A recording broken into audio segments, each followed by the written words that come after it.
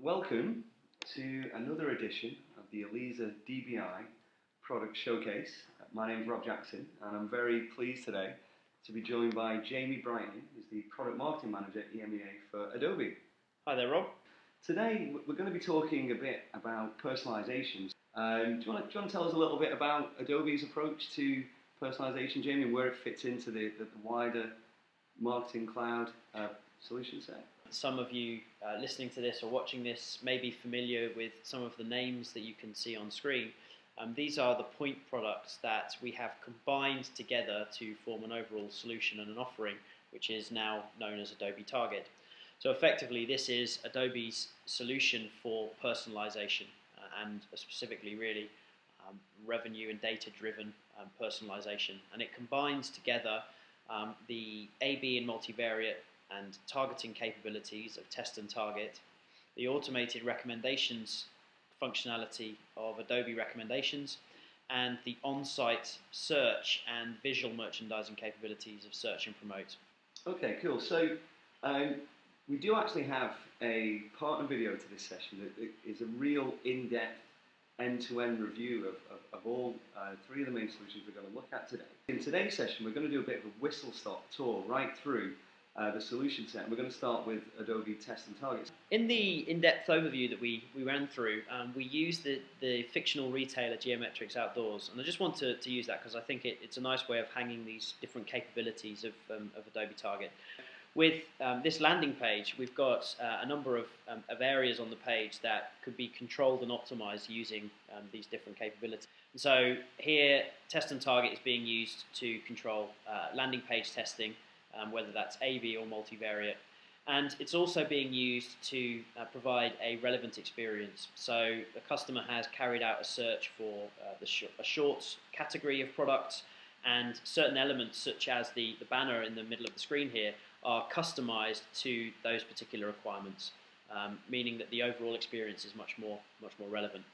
So if we just quickly flip into Test and Target, we wanted to make it very easy for users of the solution to understand exactly what's going on and what they're sort of getting and the benefits they're driving from their personalization activities.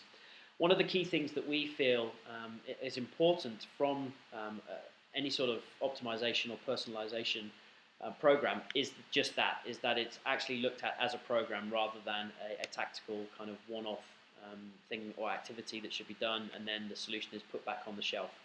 And so through the program overview screen that we've got here, the system is actually making an assessment based on the number of A/B and multivariate tests that are running, the number of campaigns that are live with targeting or behavioral targeting, and various other attributes here to understand and make an assessment of how mature this particular Test and Target account is.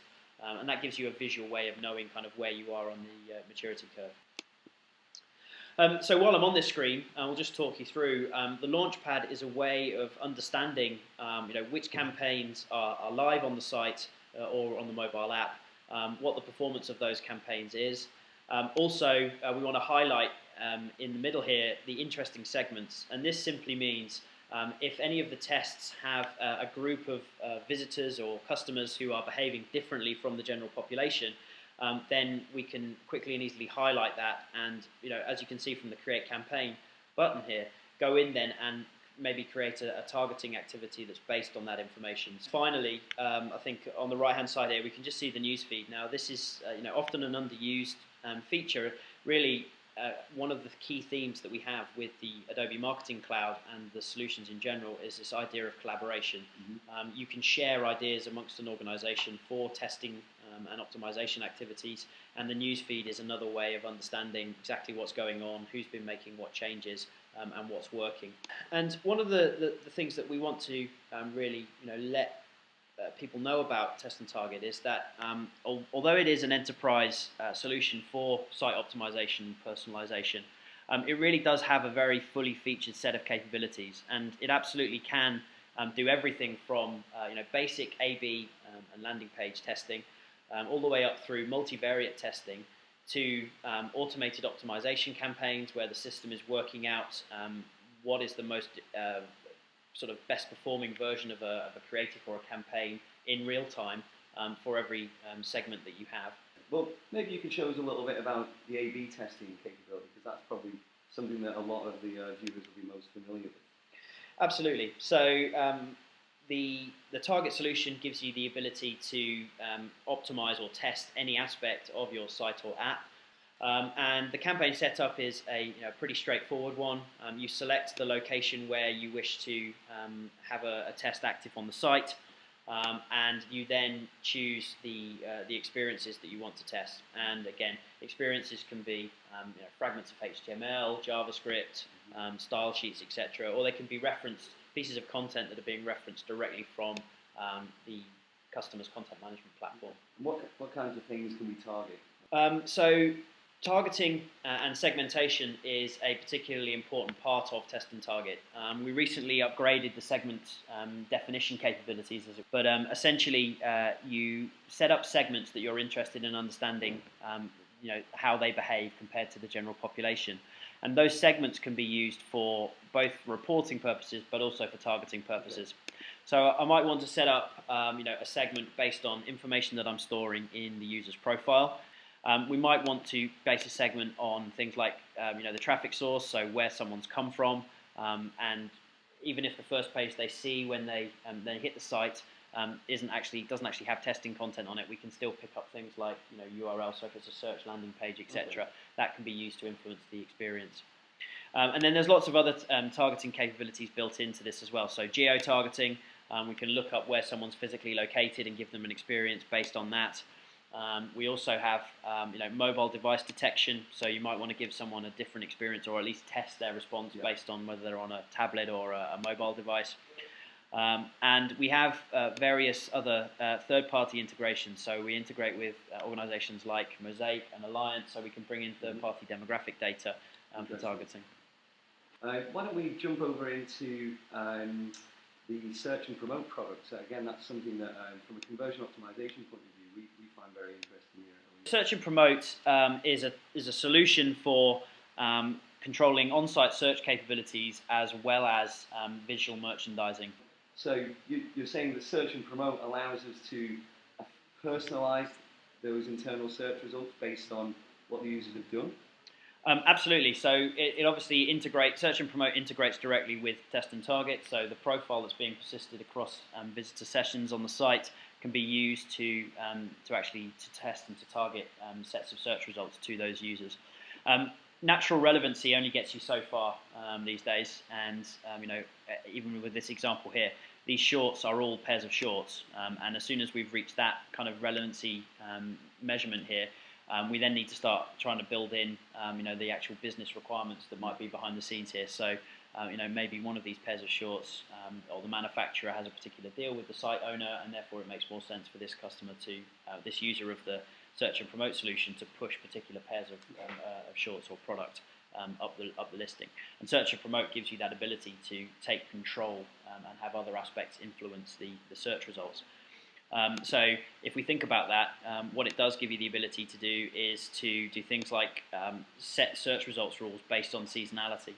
So at the start of a season, I might want to have the products that I've added to the catalogue most recently have more of a weighting, and then towards the end of the season, I might want those products which I've got more stock left on my warehouse shelves to be featured higher up the list. We get an example of something from search and promote, and we can perform an internal search and get it to.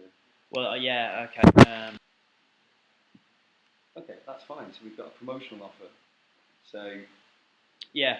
I mean, this is actually quite nice because I put boots and it's put shoe back as the banner, so it's there's a rule there that says it's not just a dumb kind of take whatever the search term is. It's the search and promote solution gives you as a site owner the ability to create kind of canned landing pages from things like natural search, because the page is rendered before the HTML gets sent back to the browser, because it's an XML feed that is being used to drive these search results pages.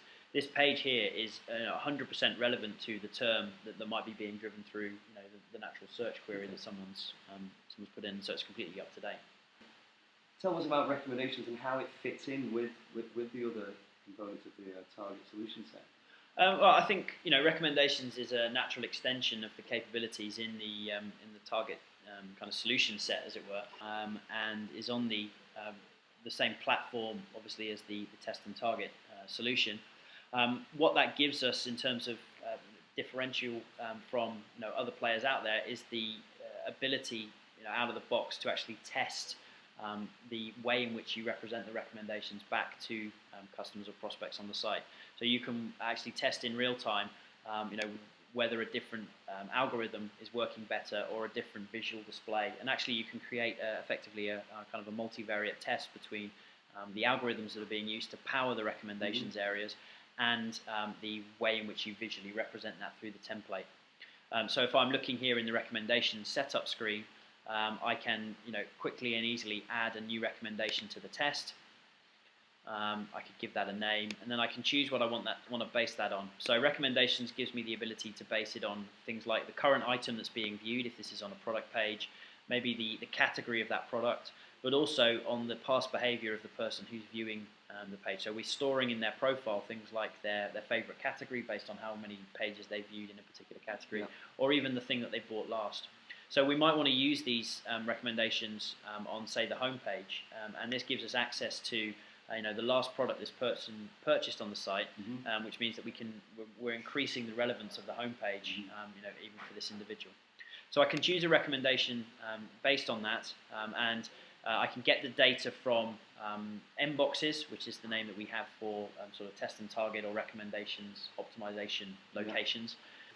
But we can also base it on data that's being pulled from Site Catalyst. And I can base this on what products are being purchased together, what products are being viewed together in the same session, or also an algorithm which is called Site Affinity, which takes a lot more data points that are made available from Site Catalyst. So things like EVARs. Absolutely, yeah. Metrics from Site Cat. Yeah, exactly. So it's a much more holistic view of site performance. So I can bring all those things together, and I can also then choose to represent these in different templates. And the templating engine that we use gives me the ability to dynamically replace product names, pricing, etc. And it can be as simple as these products sort of recommended for you, or other popular products, whatever even the title is of the recommendation location can have an influence on whether people are actually likely to respond. And you can see then that we can actually run these things as an A/B test, or we can run it in the same way as we were talking about earlier from Target, Test and Target, which is the optimizing campaign. So the system will actually serve up whichever one is performing best, whichever combination of algorithm and template is performing best, and serve that the majority of the time. I want to say thank you very much for coming in and giving this tour. Obviously, if anyone wants a more in-depth review of the product set, you can also see the companion video on the Elisa DBI blog. And if you have any questions, feel free to comment on the blog and let us know. So thanks again, Jamie. Thanks, Rob. Pleasure as always. Cheers, mate.